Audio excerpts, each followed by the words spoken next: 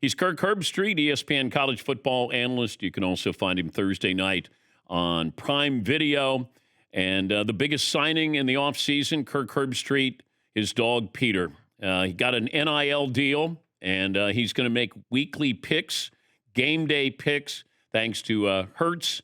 And there he is. Hi, Petey. How are you? We did ask for Peter and just Peter, not you. Hey, I get it. I get it. I mean, this is a big deal with everybody getting NIL deals. I'm not surprised it hurts.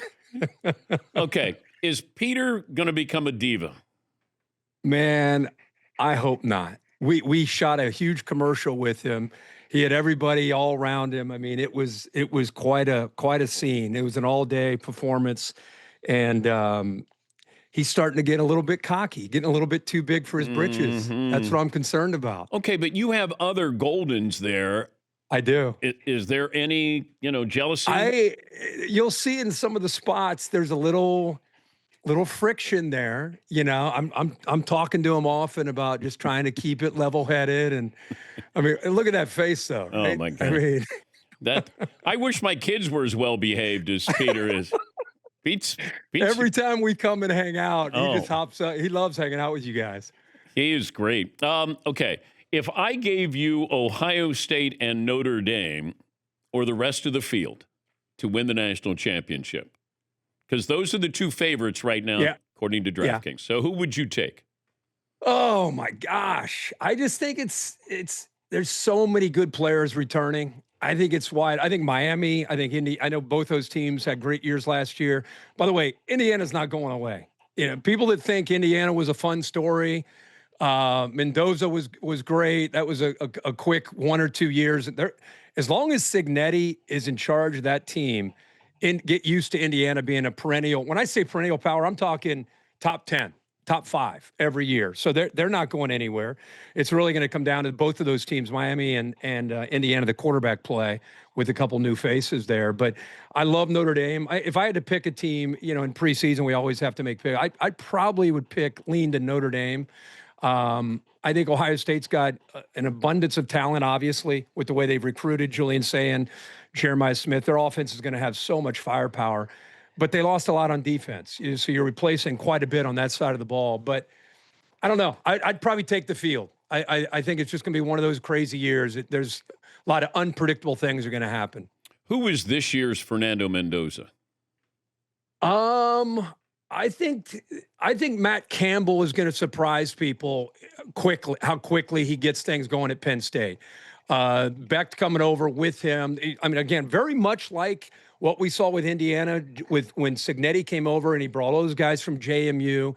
Everybody's like JMU, and he had about, 11 or 12 of them out there contributing. It reminds me very, very similar. Now, Iowa State's not JMU, but it reminds me of bringing in I don't know how many it was total, but he brought a bunch of guys in that know the culture at Iowa State. It was very successful. He was in Ames. And I just think between what he's about, the DNA and how he runs a program, and what he's inheriting and what he's bringing over, don't be surprised if Penn State hits the ground running. So I would say right now, I would have to say Penn State could be that team. Okay, but who is that player? Fernando Becht. Mendoza. Oh, I think he could be a Heisman guy. Okay. Yeah, I do. Now, and I give you credit, but it's I remember it was kind of an offhanded, hey, Indiana's got this guy from Cal, Fernando Mendoza. And I'm like, what? Yeah, and that was 2 years ago. And I'm thinking, okay, they got a guy from Cal. A guy from Cal is going to be the savior for Indiana. And I'm thinking, but you were on it. You were on it early. And then I was like, I'm going to remember that, and I'll be damned. Dan, isn't it interesting that, when you talk to these coaches, obviously they still go out and recruit. They still put effort into high school recruiting. But if you really talk to them, they're looking for not necessarily the high-profile guy from Ohio State to transfer. They are looking for guys that have maybe 2 or 3 years of experience. They're at the MAC or they're at Division, could be 1AA, FCS, could be Division 2. I mean, look at Trinidad Chambliss. I mean, he was at Ferris State and he played for, a year or two. And last year he became an incredible story in his own right at Ole Miss. And by the way, he gets an extra year of eligibility. So he's another name that if you were kind of going in with Lane Kiffin and all that story at LSU, by the way, that's week 3 when they go to Oxford. Trinidad Chambliss is a guy that if you're kind of looking for a name that was at a very small school and now could become the face of the entire sport, but it's different, right? I mean, it's guys that are at a Cal, at a JMU, at a Ferris State, and instead of looking at high school recruits who could explode on the scene, we're looking at guys that are sometimes at smaller schools that have a ton of experience, that these college coaches are really trying to find a couple hidden gems that maybe gets them over the hump. Yeah, I would be taking players, especially in college basketball. I would be taking transfers. I want proof of purchase here. I want a sample size here, because we've seen guys in high school and you're like, this guy can't miss. And then they miss. And then there's that guy that, maybe didn't get the chance, and you get a chance to get him after 1 or 2 more years. But you see what's happening with Congress here. How do you think this all plays out, and how is this going to affect, basketball and football?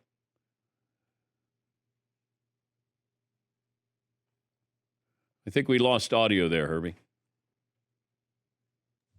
There you go. Nobody knows anything. That's the one thing we can all agree on, especially when you get Congress involved, and trying to predict how that's going to go is not very healthy to try to do. I want to see if that doesn't pass, what the answer is. Is this where we're going to get these conferences that break off and kind of create their own world, their own rules and regulation? Could we get anywhere close to collective bargaining agreement where the players become unionized and there's a negotiation when it comes to portal, when it comes to how much money can be made by these players? Something obviously is going to happen. Is it going to get passed with the government getting involved? I mean, you know how that goes. That's impossible to really feel. They already pushed it back to September.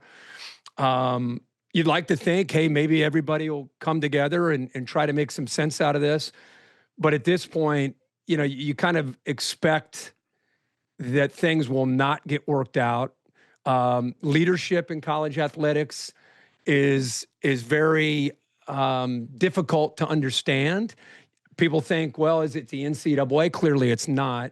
I think the conference commissioners have the most power, but they also are worried about their own constituents, which is their own conferences. So it's tough to move anything, get anything accomplished.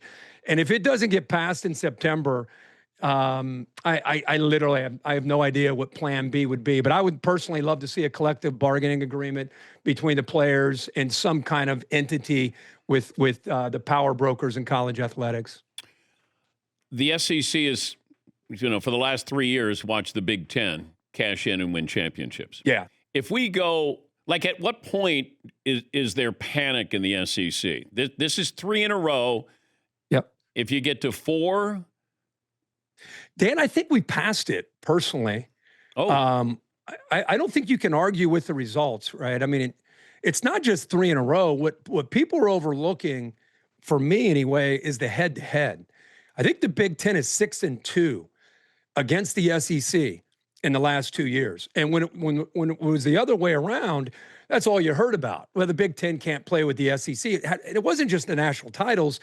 It was turning on New Year's Day and watching, that second-tier bowl game and the SEC blowing out the Big Ten. And, that's what we used to talk about. Geez, look at the difference. I personally, if you look for the why, I think in this new era that we're in, I think the Big Ten has proven to do a better job of keeping their players more invested in their team. Meaning, hey, if we're 7-3 or we're 8-4 and we're going to the Outback Bowl or the Citrus Bowl or whatever it is, I feel like SEC players are like, as soon as they're out of the playoff, I feel like they're like, them and their agent, I'm out of here. Yeah. And I feel like the Big Ten is doing a much better job of keeping them invested to the finish line. Maybe the SEC will learn from this, and I don't know what they can do to tweak it. But I noticed that when South Carolina plays Illinois in a bowl game, and you're watching, one team looks really inspired and one team doesn't. Iowa plays Vandy. I mean, these are good teams during the regular season. You turn it on and one team looks really fired up to be there. It's almost like the Big Ten is tired of hearing about the SEC collectively, and they're out to kick some ass. And the SEC's like, whatever, I'm going to the NFL, I'm transferring. They're just not invested in this new era. And not to mention the way the funds now are being spread out evenly throughout the entire country. So I think the fans of the SEC, maybe the players don't care, but the fans of the SEC are tired already of hearing about the Big Ten. I thought when Urban Meyer went to Ohio State, I saw when Florida played Ohio State. 06. Yes. And that was a different speed on one sideline than the other. And I thought Urban probably changed the Big Ten, or at least he brought the SEC to the Big Ten. And I think he said that. I think he publicly or privately, I remember when he first got to Ohio State, he talked about, he kind of challenged the Big Ten and said that, you've got to push the envelope a little bit when it comes to recruiting. You got to go out there and find speed. And the days of 3 yards and a cloud of dust are no longer good enough. And I also think, just sitting around watching over the course of the last couple of weeks, the SEC media days and the Big Ten media days, boy, you start to look top to bottom at the coaches in the Big Ten, not to take anything away from the SEC, but the Big Ten is doing this with Michigan State, which is usually a staple. They're kind of not really involved. Fitzy's now there, and he'll probably eventually get him back. Wisconsin, I mean, Barry Alvarez forever. Bielema, when he went there, forever. They were a 10 win team. They've been gone with Luke Fickell. Imagine if Fickell gets them going.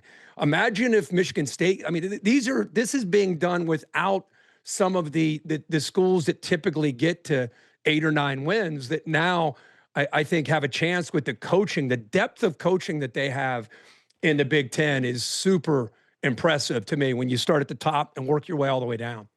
Talking to Kirk Herbstreit of the mothership. So explain to me the Hertz Gold Squad and what your dog Peter is going to be doing this year.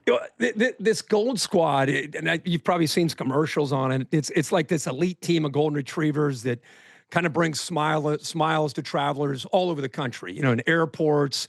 You just look at these Goldens and their personalities.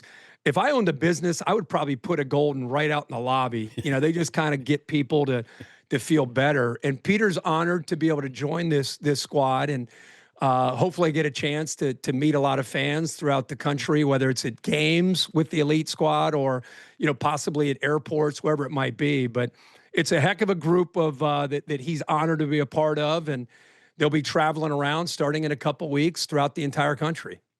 The question was actually for Peter, but you did okay. I did. Hey, that's the thing. Hey, he's making picks this year. Now it's going to be unique and different, and how they're going to how Hertz are going to deliver these picks. But I'm kind of like, can I make a pick? They're like, no, we don't need you. Can Peter make the picks? I'm like, all right. Here he is, so we'll see how he does. I'm going head to head against him this year, and hopefully wouldn't be surprised if he beat me with my picks. And that's easy. Bring him back up so I can say goodbye. Come here, babe. Come here. Up. Come here. Dan wants to say bye. Come here. Come here, Petey. Come here. Up. Come here, babe. Up. Come here. Come here. Come here. Oh, boy. Oh, boy. There he is. How much does he weigh? He's about 95 pounds. All right. About 70 in his head. That's a big noggin. that's like a size 8.5 head there. Oh yeah, he's an 8.5 for sure. Good to talk to you, Herbie. Thank you again. You too, my man. You got it. See you, Petey. That's Kirk Herbstreit joining us on behalf of Hertz and his dog Peter.